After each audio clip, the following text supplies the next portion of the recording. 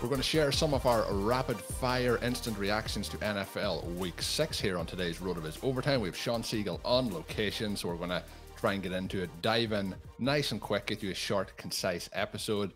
We'll see then as the schedule goes the rest of the week. But we have some pre-recorded stuff coming your way that hopefully you will enjoy. They will be coming out this Friday, some dynasty strategy conversation. So looking forward to sharing that. And Shawn, something we recorded last week that I really enjoyed, a non-football Q&A show, but the listeners will have to wait another week and a half or so for that to come out Friday week. But we will have a lot of content still coming your way while Shawn is on location. As I mentioned, he is really pulling one out here as we sit. Shawn, straight off the flight, long haul flight, and he's ready to go here, watching the games as he travels on his travels, I guess we'll say. But Shawn, I'm looking forward to jumping into some of these games with you today. How are you feeling at this point in your life?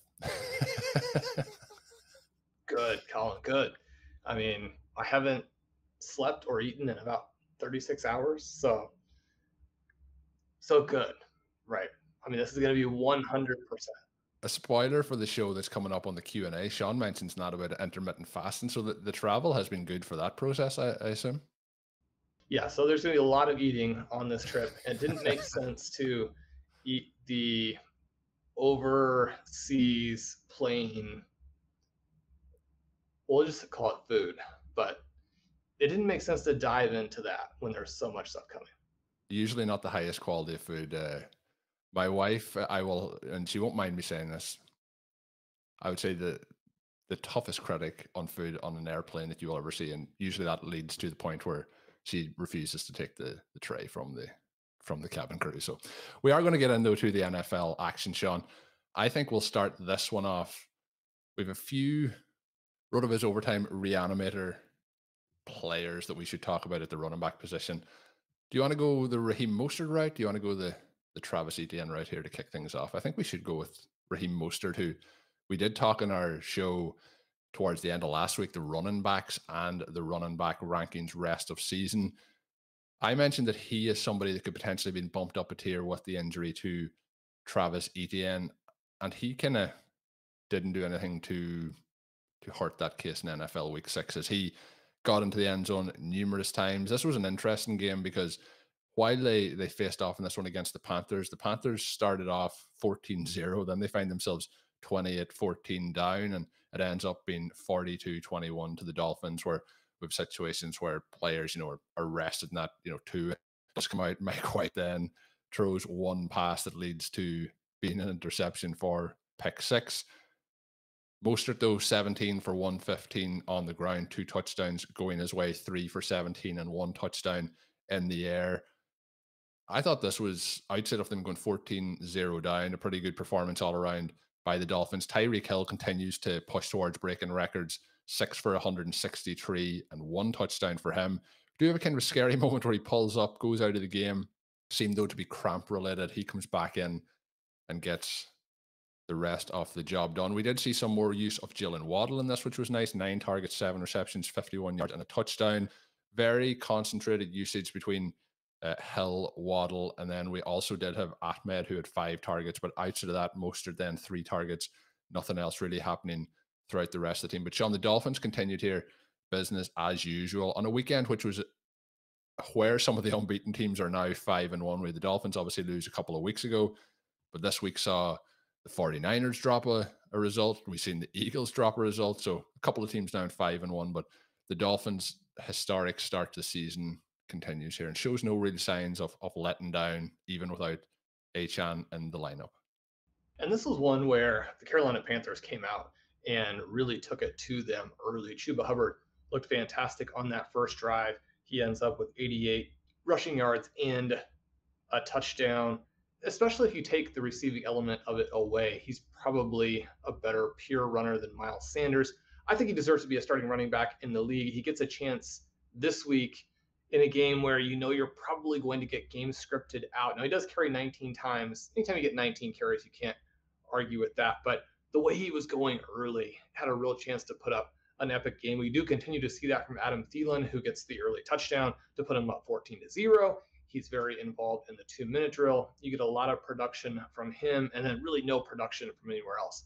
After his 11 for 100 115-1. You drop all the way down to DJ Chark at 3 for 26 on the 6 targets there. Some air yards for Chark that did not manifest in actual receiving yards, but they just really need someone else to jump in there. We'll see what happens if they're able to make any moves. They've talked about adding a true wide receiver 1.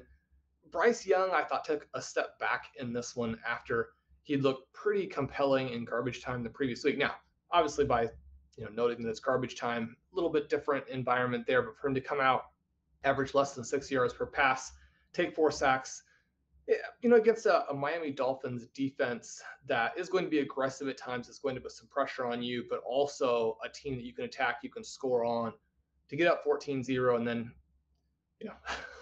lose 42-7 the rest of the way. That's not what you're looking for there. And Colm, I thought you did a great job of kind of giving a sense of what the Dolphins did. It was a game where they tried to get Jaylen Waddle involved. Tyreek Hill was probably open on his touchdown as well. 10 targets for Hill, 9 to Waddle. He's not able to make a play on a deep ball. He's not able to make a play on one of those deep intermediate passes. Either play would have been of the highlight variety, but you just need to see him make some of these plays at some point. In the end here, Tyreek Hill averages 27 yards per catch. Jaylen Waddle only 7. Sadly, that gives you a little bit of a sense of the contrast for Raheem Mostert. He adds his 3rd touchdown in the receiving game there. Tua, just unstoppable. You'd love to see even bigger numbers, but he's going to need to be in some shootouts where the other side can hold their own. Again, you get the 14-0 lead. That gives them a little bit of a path, a little bit of a runway to put up points. Obviously, they get to 42 in the point column. I'm just looking for these games where Tua hits 350, 400, 450 yards passing. Now, in this one, he does get the 3 TDs, even with the 2 touchdowns taken away by Raheem Mostert in the running game. Achane not in this one, but again, look, absolutely unstoppable. Carolina Panthers defense is going to be a good matchup for you, but Tua and the Dolphins, especially now that we've seen some of the unbeatens fall, when you get the big upsets, as you just mentioned, it really does sort of rearrange the entire NFL landscape. A week ago, we were talking about 49ers and Eagles possibly in a tier 1 above even the Kansas City Chiefs. I think you probably have to argue for Chiefs and Dolphins as the 2 top teams now that we've gotten through week 6. And you did mention with the Dolphins side of things, like as a fantasy player, the best thing could have happened in this was you're hoping the Panthers stay with the Dolphins enough that they have to put up points. I mentioned, that Tua did not have to finish the entire game, but even with that, those 14 points early on do mean that you're going to get, a high-powered team that is trying to put up those points, which they did in pretty quick succession once the second quarter started. But you also mentioned Young.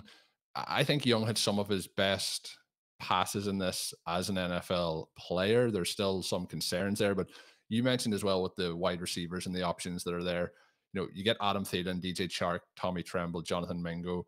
You don't have a huge amount around him. Terrence Marshall, 3 targets, no receptions in this, but I think that it's also a wide receiver talent issue that's probably putting him in the position that he's in. And Thielen's touchdown in particular was really treading it through a small window. And I guess there'll be other days where we see that interception happen. But the other player to shout out, Theilen, Shawn, we've mentioned him a few times. He continues to look impressive. 13 targets going his way out of the entire 35 for the Panthers. And when we look at Tua as well, I guess that's the trouble with the run game being so efficient is, there are 33 carries in this, 3 of those being for Mike White for -4 yards, 1 being for Tua for no yards.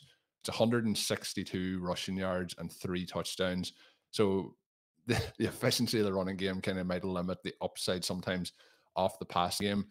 The other game, Shawn, that you mentioned there was that Eagles game, was that Jets game. The Eagles kind of letting this one slip through their fingers. 14 points in the first half, none in the second half. Had some big plays throughout, but some real crushing interceptions from Jalen Hurts, who had 3 interceptions in this game. Does have 87 yards on the ground on 8 carries, 1 touchdown. Just the 18 yards for DeAndre Swift on 10 carries in this game, which is not what we really want to see. Does have a fumble that was lost in the game as well. Has 8 receptions, though, for 40 yards and a touchdown, which obviously really, really helps in those PPR formats to save that fantasy day. We got 11 targets to Devontae Smith, just 5 for 44. He was really, I felt, open on a deep shot on a play towards the end that just for whatever reason, it was a long throw, but Hurts' arm did not get it. There seemed to be, obviously, with the Jets' defensive front putting pressure on him throughout the night, there was a lot of off balance throws on the back foot that didn't work, the way they would have wanted to, and a kind of killer interception before the Breece Hall rushing touchdown from there. AJ Brown 7 for 131. That connection is still going strong, but some concerns around the Eagles. And one thing we have to say about the Jets, they have, 3-3 on the season. They've had a couple of games where they did not look good at all. But Zach Wilson, Shawn, again, nothing spectacular, no touchdowns, no interceptions, but doesn't turn the ball over. 19 of 33, 186 passing yards. Breece Hall, though, gets that late touchdown off the turnover, 12 for 39 rushing yards. Again, lower than we would like, but gets the touchdown, gets 5 targets, 5 receptions, 44 yards. We get Garrett Wilson, 8 for 90 off 12 targets. It did look like he had a non-contact injury at one point in this game, but does come back in. So that was a positive sign. This was a week where there was both injuries and there was fear of injuries, where players then were able to make their way back to give us a little bit of relief. And a game, though, Shawn, where players went out and didn't come back. We had the San Francisco 49ers dropping their game to the Browns.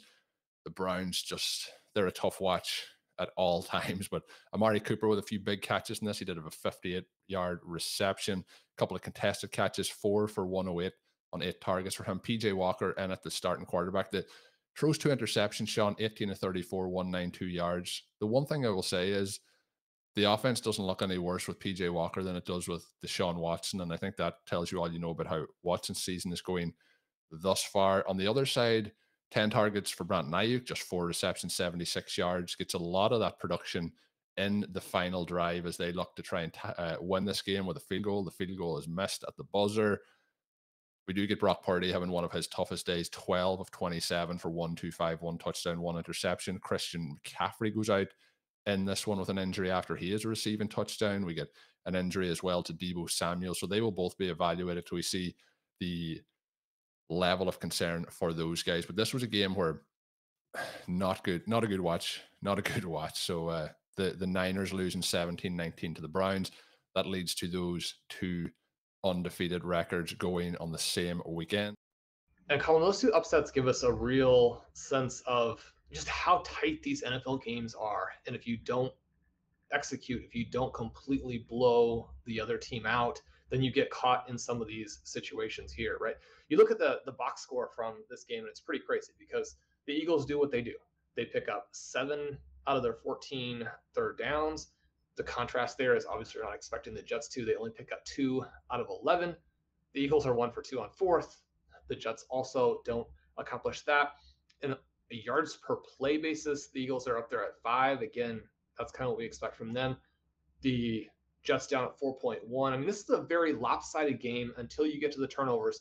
That 4-0 turnover margin, it's going to be difficult to win those games. Now, they could have here, except for the very last one, and it's great to see Breece Hall punch in that touchdown run.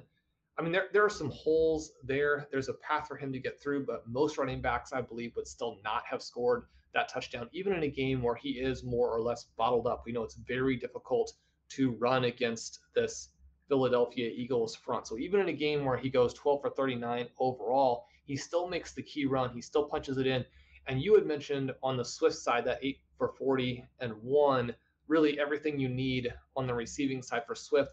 Also pretty true for Breece Hall. Now, you need that touchdown, but the fact that he goes 5 for 54, the fact that the Jets, even as they are a bad offense and an offense that's not going to gain many yards for you, you love to see the fact that they've leaned into their playmakers for this game, and the vast majority of the touches are to Breece Hall and Garrett Wilson, really not hardly anything else to any other player, and it ends up being just enough with how well that defense plays. You get a little bit of the same thing in that Cleveland 49ers game, and it's interesting as I was choosing the games in that first wave, watching them on my tablet at the airport there, the 49ers game was not one that I opted for the reasons that you mentioned, where you've got this backup quarterback. And so to go with PJ Walker to spring the upset in this game, it does reinforce the fact that, yes, Brock Purdy is good. We talked a little bit about that last week because, you have these comments of if Mac Jones played for the 49ers, he'd be doing the same thing. You have a game here where he's 12 for 27. He throws a pick. He takes 3 sacks. I mean, we've got to hold the superlatives a little bit until we see him do something when the game is on him, as opposed to all of his teammates. You lose a Christian McCaffrey in this one, you lose a Deebo Samuel, and suddenly the team doesn't have the same amount of talent. He's got to go through and make plays, get the ball to Brandon Aiyuk, get the ball to George Kittle, who only has 1 catch for 1 yard. Now, we know that the Cleveland defense has played extremely well at times, and yet there's no excuse for this. Yeah, only 2 targets to Kittle. Like in a game where you do lose McCaffrey pretty early and you also lose Deebo Samuel, you need to be getting more than 2 targets the way of your star tight end. The other part of this is kind of, I think, a perfect storm. So it's not a case of Brock Purdy is bad or Brock Purdy is the best quarterback in the NFL last week being the best and this week being the worst. It's more a case of the Browns defense is very tough. They're playing in Cleveland. There's weather conditions during the game that are not constantly affecting the game, but throughout it all. And there's a lot of the game plan that has gone out the window with that Christian McCaffrey injury. So you do need to be able to adapt, but I do think that there's more to this than just the box score.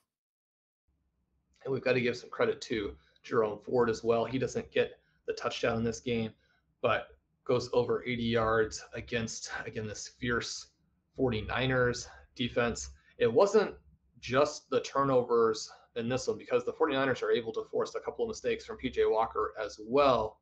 I mean, the Cleveland Browns, with really the guy they wanted to be their third string quarterback, dominate in terms of yardage in this game. Neither team has any ability to convert on third down. You perhaps would expect that within the context of the rest of this contest. But I mean, 4 for 76 to Brandon Aiyuk. He's the guy who's been a rising star. He's the guy who comes in with the really elite yards per route numbers. If you don't have Deebo Samuel, I mean, Brandon Aiyuk has got to get it done. This one, I think, is also on Kyle Shanahan, in that the head coach simply cannot let his playmakers get schemed out. Talks about having a lot of things in for this game. When you have the injuries, then you have the backups go in, made some mistakes, they're not executing. Again, it's got to go through your stars. It can't be something where you're trying to show your scheme is that dominant that, I mean, George Kittle not being involved. He's been a huge disappointment in the 2023 season, does have the big game in there. But for the 49ers to be a team that is on par with the Eagles, who are just very similar and yet have a more dynamic quarterback, if they're going to be on par with the Kansas City Chiefs, with the Buffalo Bills, I mean, you got to get your playmakers involved. And so they lose some guys in this one. We go back and just every week, as you mentioned, things seem very different. They probably aren't that different, but I'm going to go ahead and say that, I mean, Christian McCaffrey, it's not that he doesn't get quite a bit of work in this game before he goes out, but when you don't have him, I mean, things are completely and totally different. We have to remember that when we're giving praise to Kyle Shanahan, to Brock Purdy, that, I mean, this is really still Christian McCaffrey's team. You hope that the injury situation for him and a couple of the other guys who went out on Sunday turns out to be not as big a deal as maybe it feels, certainly if you're playing them in fantasy, but for these reality teams as well. The Bengals and the Seahawks, an interesting game, low score. What are we thinking here on both of these offenses? I'll let you get in, give your thoughts, but Kenneth Walker is probably the my favorite takeaway from this game. But hit me with your thoughts on the Bengals scraping out the win here against the Seahawks. Both teams now 3 wins on the season. Colm, Kenneth Walker did Kenneth Walker types of things here, where there's a lot of running back and forth, probably not as much downhill running as his team would like to see. And yet sometimes those holes aren't there. Another long run of 21 yards. He gets the touchdown early on in the short yardage situation. Obviously, Zach Charbonnet fans hoping that we'll get some changes there, but only 2 carries, only 5 yards for him in this one. Now, he does get a couple of receptions. He was in kind of switching some time around there in the 2-minute drill, and when Walker had gotten gassed a little bit, but this remains almost exclusively Walker. Also 3 catches for 27 yards. That doesn't quite match what we're talking about with some of the star players earlier in the show, but because one of these catches was of the highlight variety where he has to reach up and stab the ball with one-handed as he's twirling to react to a bad pass, mean, those things are going to stick in the coach's mind. Any idea that Walker can't catch or isn't a good receiver, that part probably not true. Although, again, there's still a difference between a one-off highlight reception and being as intuitive as you need to be to truly be an elite back as a receiver. But the thing that really pops up in this game, even though the numbers on the surface look decent, I mean, Geno Smith throws for over 300 yards, good average on a per play basis, but he takes 4 sacks, he throws 2 picks, one of them, I would say both a terrible pick and an incredible highlight interception where the ball was really to no one. And you get a defensive back who is diving back away from the direction of his momentum and makes the two-handed grab fully horizontal, really the game-changing play in this particular contest. 17-13, the Seahawks were down in the red zone or close to the red zone the entire second half with a chance to push it through, and either turnovers or the decision to go for it cost them this game. I mean, they moved the ball too easily and too well to only get 13 points. A big game for Tyler Lockett, a decent game for DK Metcalf, who caught a number of balls down the field. So for both of those guys, I should say, Smith made some extraordinary passes where he got the ball in over the defense, dumped it in there deep, almost like a handoff. These beautiful passes that very few quarterbacks can make, and yet also continue to display the things that have been holding this offense back, where his reads on passes over the middle, his reads on more normal plays when he doesn't have either Lockett or Metcalf vertical, those plays he really struggled. JSN, a little bit more involved in this game, has the 5 targets, and most importantly, catches 4 of them and gets some yards per reception value. Managers will know that he's been getting targeted on their completed passes. Obviously, Drew Lock went in there and threw to him down the field several times, but the completed passes have been under the middle.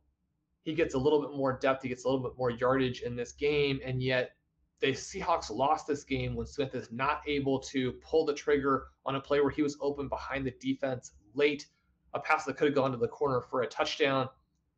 I mean, there's a guy vaguely coming into his vicinity, possibly over the top, but if Smith pulls the trigger instantly, he's wide open. It is a touchdown.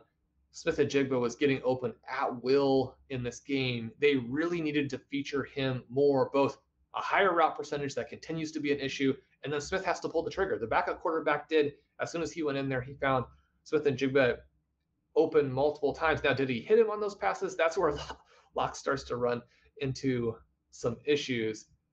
But Colm, the Seahawks here played a pretty strong game on the road at the Cincinnati Bengals. They locked down Jamar Chase in the second half after he, ran roughshod over them in the first stanza. Again, Joe Mixon does nothing. The backup receivers or the complementary receivers do nothing outside of Tyler Boyd's early score. This is another nightmarish performance from T. Higgins, who both doesn't draw targets and either commits drops or offensive pass interferences when he does. You can't hold Joe Burrow to 185 yards, pick him off, and still lose this game. It's a fun game between two playoff caliber teams, and yet this was a chance for the Seahawks to do the AFC a little bit of a favor and put the dagger in the Bengals. It was also a chance for them to pull a game back on the 49ers and be right there with them. Obviously, it'd be a half game back, but you'd be tied in the loss column. I really think this is a heartbreaking loss for Seattle, who had no business losing this game. Great defensive performance on their side. Yeah, so they get over the line again. This week, Shawn, I think one of the big takeaways is when we look through, the high frequency of points that we would have seen kind of from week 2 to week 5. We did, I wouldn't say came back to, what week 1 was, but there was less of those either incredible singular performances. I know we're not going to see this every week, but like Jamar Chase, let's say in week 5, we get DJ Moore, we get some huge performances. This week, there was some very good performances, but not the spectacular nature. And some of the games like the Cincinnati game that we mentioned, we might on our second show this week get into, Minnesota, for example. There's games where it's in the low teens, kind of maybe into the 20s. We're not seeing a huge amount of those 70-point plus games this particular week, but looking forward to getting into some more games on the second show of the week. We are going to put it there. We're aware of Shawn's time. He is on location. We're going to get this one in the books, get it out quick for people to be able to listen to and hopefully they will enjoy it. If you are signing up over at RotoViz, you can use that code RVRadio2023 at checkout. Get yourself a 10% discount of a RotoViz NFL pass. Get you access to all of the content and tools up on rotoviz.com.